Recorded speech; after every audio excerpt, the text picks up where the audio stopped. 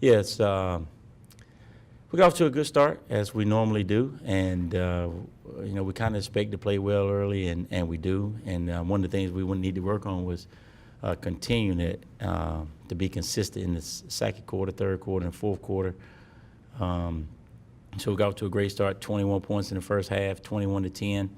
And then third quarter, we just didn't play very well, didn't come out, compete very hard for whatever reason.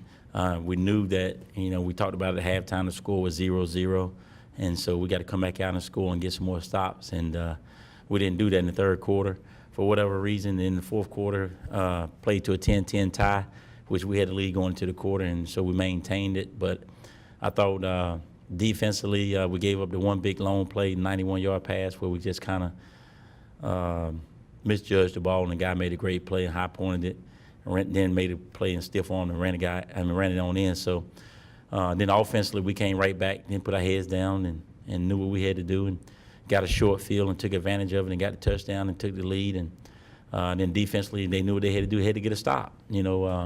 Field goal was no good there, so they needed a touchdown, and we bent, but we didn't break. And came down to a fourth down play, and they needed 4 yards and got 3. So it was a great stand. It was a great win for the community, the alumni, the fans, and Hampton University and Hampton Nation, and our football team.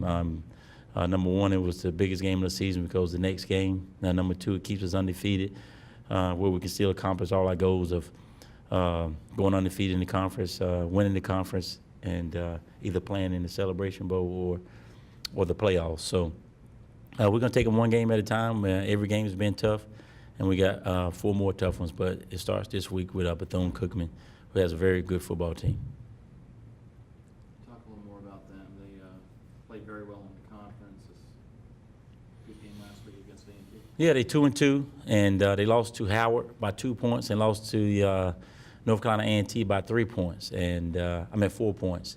And they had a lead on A&T in the fourth quarter, was leading 20-14, and A&T was able to come back and score 10 points in the fourth quarter to beat them. So they kicked the field goal first, and then the last drive they ran a trick play, throwback to the quarterback to set them up for their final touchdown from the 3.5-yard line. So A&T hit them with a couple big passes, long passes.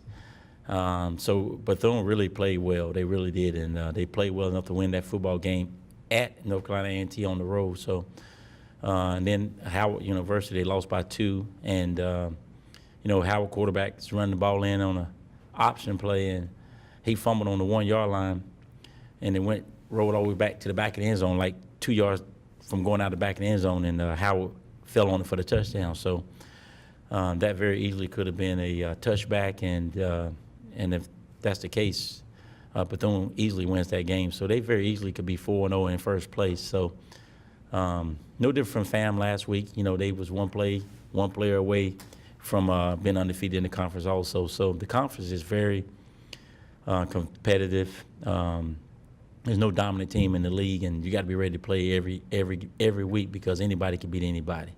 Not taking anything away from Norfolk, but they beat North Carolina Central last week and snapped their 15-game win streak or whatever it is, and Savannah could have did it, and it's just very competitive, and you got to be ready to play every week. And if you don't, you're gonna wind up with a L. Looks like defensively they've been very good, especially. Yeah, they have. They're very good. They beat South Carolina State 12-9. I don't think nobody scored a touchdown. So. That defense is very stingy. Like I said, A&T got a trick play, got down to the 3, they scored 1 touchdown, then they hit them with 2 long passes, and one of the passes should have been intercepted. The guy went for the interception, missed it. Guy caught the ball, nobody's there, ran 60 yards for a touchdown. So, that defense is playing tremendous. I think they held them to 100 yards rushing, 103 yards or something like that rushing. And A&T has been averaging almost 200 yards rushing the ball. So Bethune defense is playing very well. Offensively, they still trying to find their way a little bit, struggling to score points. So we need to put some points on the board, but we also got to be careful because they got a good defense. And then we got to continue to play well with our defense and holding them to field goal attempts and things of that nature. It seemed like your running game probably clicked as well as it had all year last week with both Shy and Yaki. Is that coming along? You feel much more each week?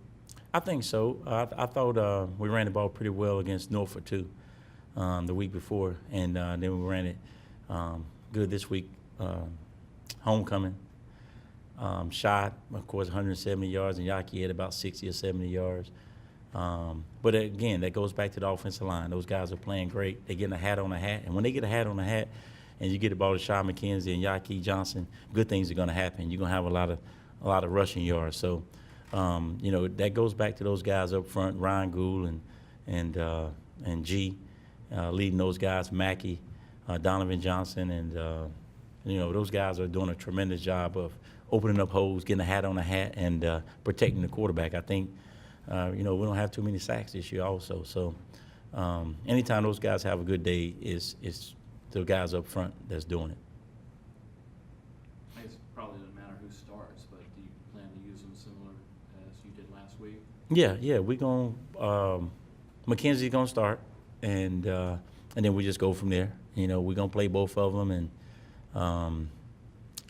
both of them can catch the ball on screens. Both of them can run the ball in between the tackles. Both of them can run the ball outside. So it's just a matter of just keeping both of them, getting both of them carries. I think McKenzie had 17 carries last week. Yaki had 16 carries.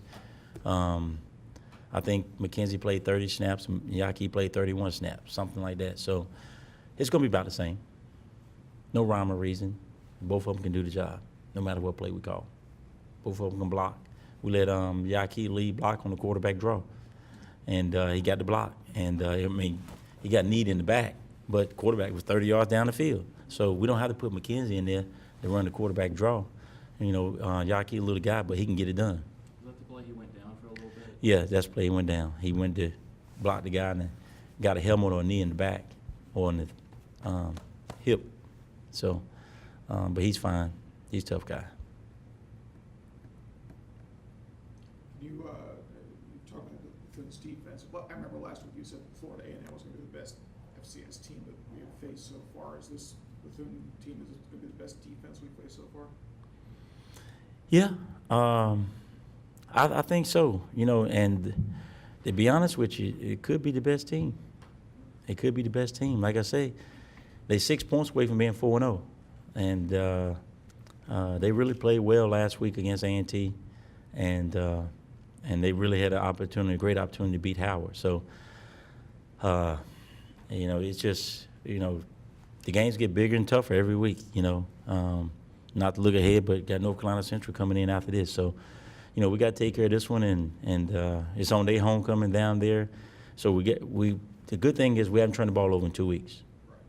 I'm not going to knock on wood because I'm not superstitious. I believe in God. So we're going to try to make it 3 weeks in a row. And if we don't do that, we have an excellent chance to win the football game. And that's any game that we play if we don't turn the ball over. Well, the way our defense is playing and the way we move the ball, as long as we don't turn it over.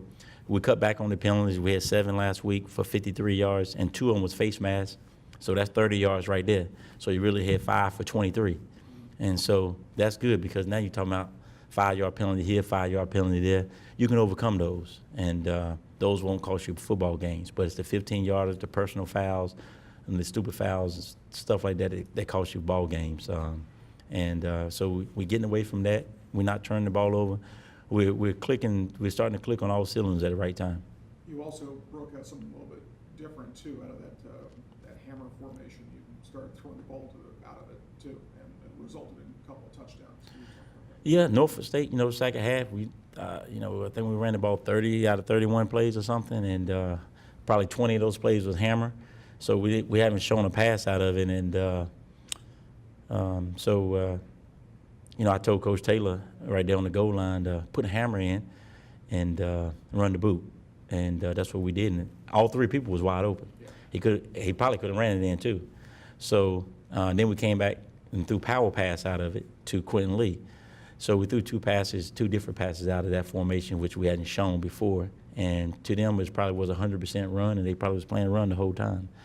And so you just got to keep people honest and keep them off balance. And now Bethune has to be aware of both passes and the runs out of that. So now that you can't just play the run, they can't just play the pass, and they seen everything on tape, so now we got them guessing. It also speaks to some of the versatility that the players have too. 'Cause I mean, Woodcock, I think, is still listed as a linebacker on the roster. Yeah, he's a tight end now, but that was his first collegiate catch and first touchdown. And Quentin Lee, that was his first touchdown of the season. And you know, that's hard to prepare for when those guys don't have catches and then you throw them the ball. So that makes it tough on the defense.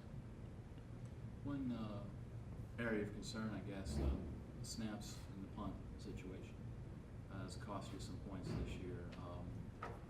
How big a concern is that for you? Is that something you guys have been addressing in practice? Just pray right before the snap. No, we try to work on it. You know, it's one of those things. He just got to get it down a little bit, you know. And, you know, if he snaps it right here, it's fine. But he's snapping it right there. So it's like 1 foot off. And if he can get it down a foot or two, it'll be perfect. You know, right here is perfect. Right here is 1 foot too high. Right here is 2 feet too high. And that's where it was. And, you know, Adam wasn't prepared to make the jump. I don't think it was that high.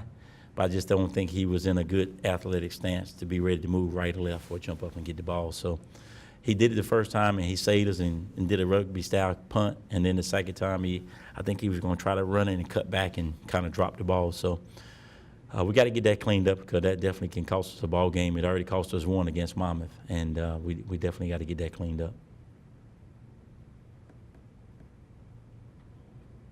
All right. That's all, folks. Greetings, Pirate Nation. My name's Jim Heath. I am the Sports Information Director and pinch hitting today for Reverend Barber with the 4-0 in the MEAC coach of your Hampton Pirates, Coach Maynard. Coach, welcome. Welcome. Homecoming last week with over 12,000 in attendance. Got off to a great start. Yeah, we did. We got off to a great start as we normally do, but we was able to sustain it this week and scored 31 points, which we needed because they had 27. Defensively, I thought we played solid. We gave a long touchdown pass there in the fourth quarter to get them the lead, but offensively had their back and came right back and scored, and then defense had our back and held them, stopped them from scoring.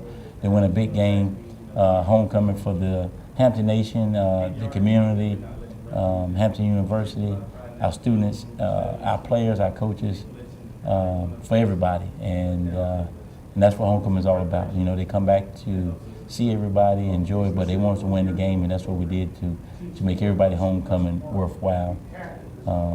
And more importantly, to stay 4-0 in the conference.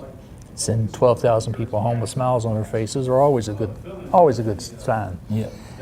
Started Shy McKenzie first start of the year, and he came out gangbusters. Yeah, Shy played well. You know, we started him last week, and he took advantage of the opportunity to start. He ran the ball hard, ran for 154 yards or something, and on 19 carries. And then Yaki came in and ran well too. So that's what it's all about. You know, just don't count your reps, make your reps count, and that's what he did. You were mentioning the thunder and lightning combo. Had been lightning before thunder, and then thunder came out. Yeah. Cranking. Thunder comes first, and then the lightning. But in ours, we usually have lightning first, and then thunder. So we switched it up a little bit to get back to the way Mother Nature intended for it to be. And thunder showed up, and then lightning came in after. The last drive, defense.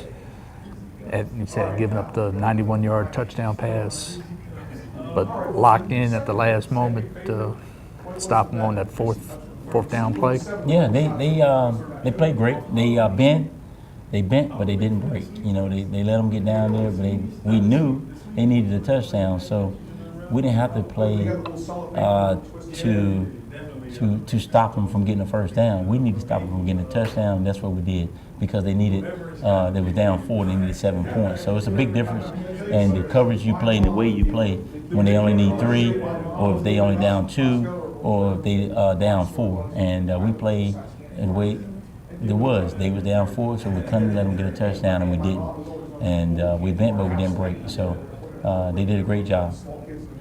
Delvin Williams seemed to find a little more of the long ball. Had the 39-yard touchdown pass that was just short on one that would have gone down the sideline. Was that a tweak you had seen on film over the week? Well, no, we just kind of take what they give us, in the passing game. If you're going to play us man, tight press, we're going to run some fades and slants and things to take advantage of those coverages. If you're going to play zone and try not to let us beat you deep, we're going to throw the ball up underneath, check it down to the backs. We try to play to our strengths and defense weaknesses. So it just all depends on how they want to play us that week and what we're going to think we can take advantage of. Now let's go ahead to yet another homecoming game. This time we go to Bethune. Yep, we go to Bethune this week, and it's their homecoming. They got a great football team. Coach Sims is doing a great job. Got a great defense. Before he got a head job, he was the DC there when they had a great defense. And so that defense is not going to waver any. They 2-2. They could be 4-0. Lost 2 points to Howard and 4 points to North Carolina A&T at their place. So we got a very good football team. All 3 phases. Offensively, they're struggling just a little bit to find their way and get the ball in the end zone. They're moving it. They just haven't been able to get in the end zone as consistently as they want to. And so hopefully they can struggle one more week at getting that ball in the end zone, and we can get out there with a W. Why don't we go ahead and make the weekly pitch to the fans? Well, yeah, we're traveling to Bethune, and we need all of y'all to come out and support that can make the trip. They're going to have a packed house because it's homecoming, and we need to see some blue and white in there cheering our guys on and bring this thing on back. Well, for Coach Maynor, Jim Heath, we'll do the last line. Thank you, and go Pirates!